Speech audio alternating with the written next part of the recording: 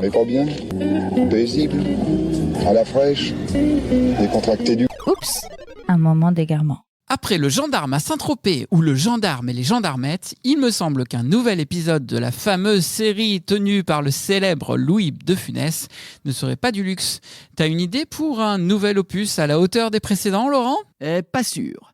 Il est des films que l'on regrette de n'avoir point vus et d'autres qu'on regrette de n'avoir point écrits. C'est afin de remédier à ce dicton que je viens d'inventer que je vais te pitcher, public chéri, ma nouvelle comédie, Le gendarme de l'Internet, avec dans le rôle principal Louis de Funès, tout du moins son hologramme.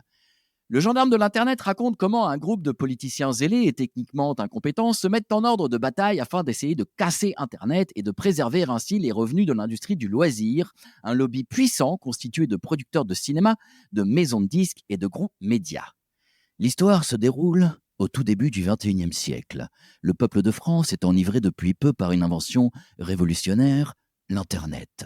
Les habitudes de consommation du monde entier évoluent à une vitesse phénoménale. Toutes les habitudes, il en est pourtant une qui n'est pas très populaire au sein des plus hautes instances. C'est... La pornographie ? Non. La pédophilie ? Non plus. Les trolls ? Non. Le harcèlement Mais en ligne ? non. Mais alors quoi ? Ce qui embête vraiment beaucoup, mais vraiment beaucoup, c'est le piratage de DVD et de CD.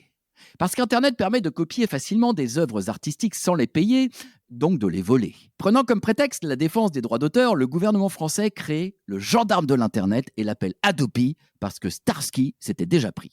Tel un Robin des Bois, Everything I do it for you, Adopi reçoit donc la mission de détrousser les voleurs afin de redonner aux plus riches. Ou plus exactement, la mission de faire en sorte que les nouveaux pauvres continuent de donner aux riches. Non.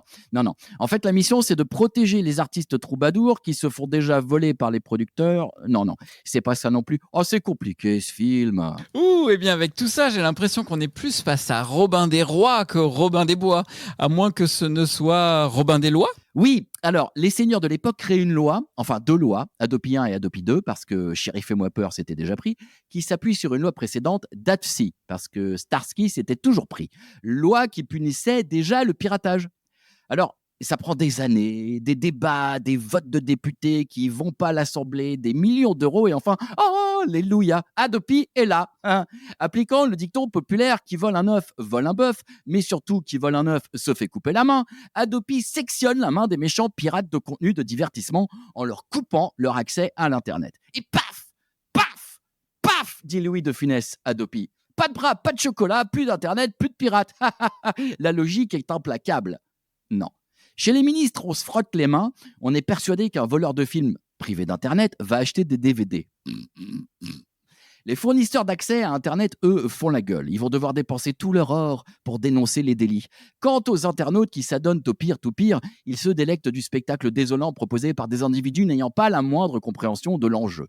La loi est en effet inapplicable. Elle est contournable. Elle est inadaptée aux mutations des habitudes de consommation et en plus, elle est anticonstitutionnelle.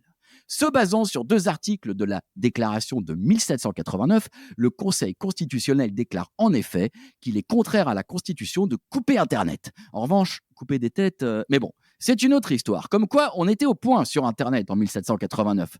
Le mot de la fin pour l'association La Quadrature du Net qui écrivait à l'époque à propos de la loi Adopi qu'elle relève de la méconnaissance la plus élémentaire de l'environnement numérique et des principes de sécurité informatique.